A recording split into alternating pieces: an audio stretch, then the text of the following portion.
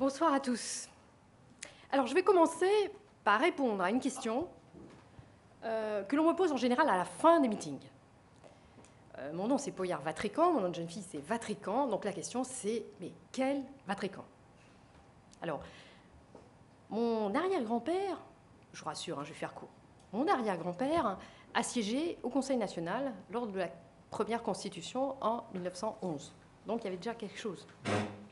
Mon grand-père, Louis Vatrican, était le directeur du jardin exotique. Mon père, Alain Vatrican, était secrétaire général du centre scientifique de Monaco. Il a siégé 20 ans comme conseiller communal à la mairie. Il est mort très jeune. Ma mère, Nicole Vatrican, je pense que beaucoup dans la salle, vous la connaissez, puisqu'elle était prof de musique au lycée Albert Ier, et puis elle a été directeur adjoint à l'Académie de musique. Alors j'ai une bonne nouvelle pour vous, c'est qu'elle a une très bonne mémoire des prénoms, par contre elle ne se souvient absolument pas si vous êtes bon ou pas en musique. Donc si vous la rencontrez, pas d'inquiétude, tout ira bien.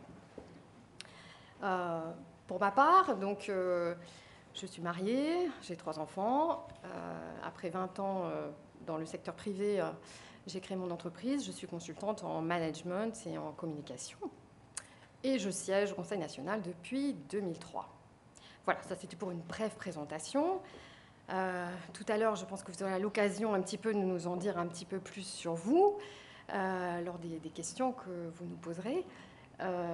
Mais ce que je remarque déjà dans l'assistance et qui me fait très plaisir, c'est que je vois les prémices de l'union, puisque je vois des gens que je connais bien parce que vous avez été à un moment donné adhérents de l'UP. J'en connais d'autres qui sont clairement soit du RPM, soit du RE, soit des indépendants, soit des gens qui viennent là pour revoir ce qui se passe, parce qu'il y a les élections qui arrivent. Et ça, c'est très intéressant parce que c'est ça l'union. Alors, c'est vrai que l'union, quand même, il ne faut pas se le cacher, quelque part, elle gratte un peu. Je sais qu'il y en a que certains, c'est difficile de comprendre ce qui se passe. Alors, j'ai regardé un petit peu en arrière pour me rendre compte, et je suis sûre que vous l'avez fait aussi au travers des reportages télé qui peuvent avoir eu lieu il y a peu de temps d'ailleurs. Monaco s'est toujours sorti de situations politico-économiques extrêmement délicates. Par les siècles qui sont passés. Et récemment aussi, les meilleurs moyens que l'on a trouvés pour résoudre les problèmes qui se posaient à nous, c'était de mettre autour de la table des sensibilités différentes. Des sensibilités sociales, des sensibilités libérales, conservatrices, réformatrices. Tout ça autour d'un projet pour Monaco et avec pour base des valeurs communes, celles de la famille monégasque, celles de nous tous. C'est ça le sens profond de l'union. Alors, si moi, au sein de l'UP, et si d'autres partis, et si avec Laurent, et si avec d'autres, on a pu dépasser justement les clivages du passé, c'est justement parce qu'on a envie d'un projet pour Monaco. Et si nous avons été capables de le faire, je sais que vous aussi, vous allez pouvoir le faire. Parce que ce qui est important, c'est qu'ensemble, on relève les défis qui se posent à nous. Et ces défis, il y en a de 2 ordres. Il y en a 2, je dirais. Le premier, c'est finalement écarter les dangers que représente aujourd'hui l'UDM, la majorité en place. Les dangers par rapport à nos institutions, par rapport à nos spécificités monégasques. En effet, quand on parle des institutions, malheureusement, ils s'assoient dessus. Quand on voit ce qui s'est passé cet été avec la mairie, le maire a pris la plume pour écrire à chaque monégasque et pour remettre les choses dans l'ordre.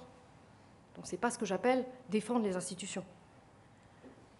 C'est l'UDM encore, la majorité en place aujourd'hui, qui a déposé une proposition de loi il y a peu de temps dans la lignée des préceptes du Conseil de l'Europe, qui met gravement en danger les spécificités et les avantages liés aux monégasques. Et dans le contexte actuel, vous savez tous que notre équilibre est fragile, il faut y prendre garde. Et donc il ne s'agit pas de faire n'importe quoi, n'importe comment. Quant à la défense de la Constitution, il y a eu des exemples récents, fracassants, je dirais, où ils se sont tellement écartés du chemin que notre souverain a été obligé d'intervenir à 2 reprises, un sur la justice, un sur la sauvegarde des retraites, pour les ramener dans le droit chemin. Mais bon, s'il faut écarter la majorité en place, l'UDM, du chemin, en soi, ce n'est pas un objectif. C'est juste une condition, mais ce n'est pas du tout un objectif. Notre vraie mission, à tous, c'est de bâtir un projet commun pour Monaco, en tenant compte de vos attentes et pour préparer notre avenir à tous.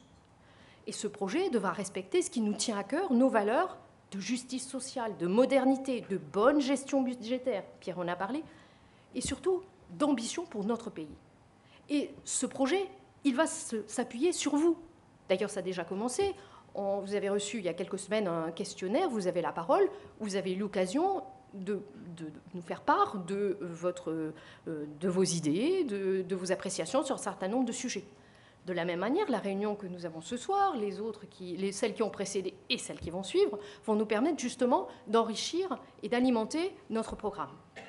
Alors, par exemple, je sais que, et sur Fontvieille assez spécialement important, le logement est au cœur de vos préoccupations. Et je l'entends parce que, peut-être que vous en parlerez ce soir, mais moi en tout cas, on me sollicite, et pas que moi, mes collègues aussi. Et c'est un sujet que je connais bien.